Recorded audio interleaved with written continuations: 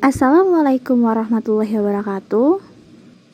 Halo, ketemu lagi dengan saya Indah Permata Putri dengan NIM 5020001 dengan mata kuliah Telaah Kurikulum dosen pengampu Bapak Tio Gusti Satria, Magister Pendidikan.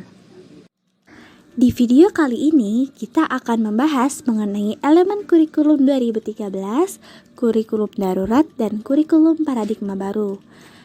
Elemen kurikulum terdapat 4 bagian dasar, yaitu ada standar kompetensi lulusan, standar isi, standar proses, dan standar penilaian.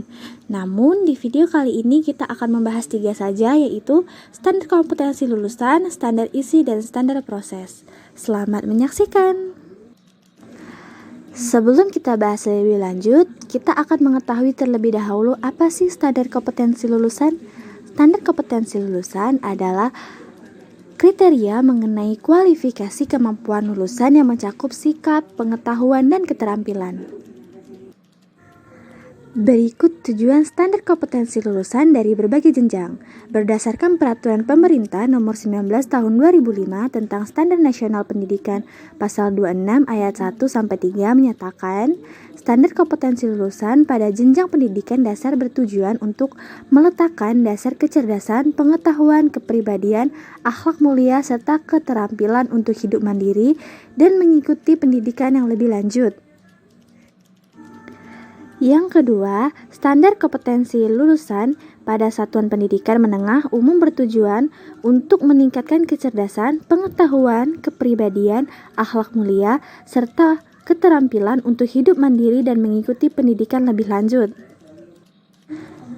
Dan yang ketiga, standar kompetensi lulusan pada satuan menengah kejuruan bertujuan untuk meningkatkan kecerdasan, pengetahuan, kepribadian, akhlak mulia, serta keterampilan untuk hidup mandiri dan mengikuti pendidikan lebih lanjut sesuai kejuruannya. Fungsi standar kompetensi lulusan itu sendiri yaitu 1. Menjadi pedoman penilaian untuk menentukan kelulusan peserta didik. 2. Menjadi pondasi dasar kecerdasan, pengetahuan, kepribadian, akhlak, dan keterampilan hidup mandiri saat berada di jenjang pendidikan dasar dan menengah umum atau kejuruan. Ruang lingkup standar kompetensi lulusan mencakup kriteria kualifikasi kemampuan peserta didik yang harus dicapai setelah menempuh belajar di jenjang dasar dan menengah. Selanjutnya yang akan kita bahas yaitu standar isi. Standar isi adalah kriteria mengenai ruang lingkup materi dan tingkat kompetensi untuk mencapai kompetensi lulusan pada jenjang dan jenis pendidikan tertentu. Tujuan standar isi itu sendiri yaitu sebagai meningkatkan kualitas pendidikan melalui pengembangan potensi peserta didik yang sejalan dengan perkembangan ilmu pengetahuan, kemajuan teknologi, seni, dan budaya sehingga diharapkan bisa mencapai tujuan pendidikan nasional. Dan standar isi berfungsi sebagai acuan guru saat memberikan materi dalam kegiatan pembelajaran. Dengan demikian, materi yang diberikan pada peserta didik selalu berorientasi pada standar kompetensi lulusan. Penyusunan standar isi untuk pendidikan dasar dan menengah terdiri dari 2 hal, yaitu tingkat kompetensi dan kompetensi inti. Nah, yang akan kita bahas selanjutnya yaitu standar proses.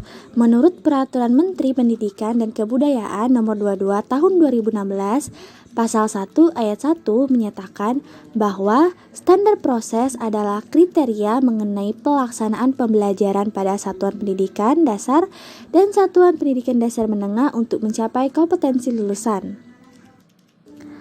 Tujuan standar proses itu sendiri yaitu 1. Memudahkan guru dalam membuat perencanaan di sekolah, baik perencanaan semester atau tahunan.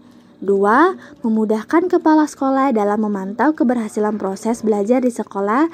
Dan 3. Mengarahkan proses belajar peserta didik agar mengacu pada tujuan akhir yang hendak dicapai, yaitu mengenai standar kompetensi lulusan. Fungsi standar proses yaitu 1.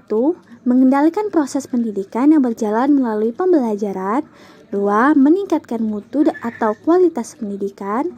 3. Alat untuk mencapai program yang telah direncanakan oleh tiap instansi pendidikan. Dan yang keempat yaitu menjadi acuan bagi guru untuk merencanakan, membuat, dan mengimplementasikan program-programnya. Baik, itu saja penyampaian saya pada video kali ini. Semoga bermanfaat bagi kita semua. Mohon maaf bila banyak kesalahan. Saya akhiri. Assalamualaikum warahmatullahi wabarakatuh.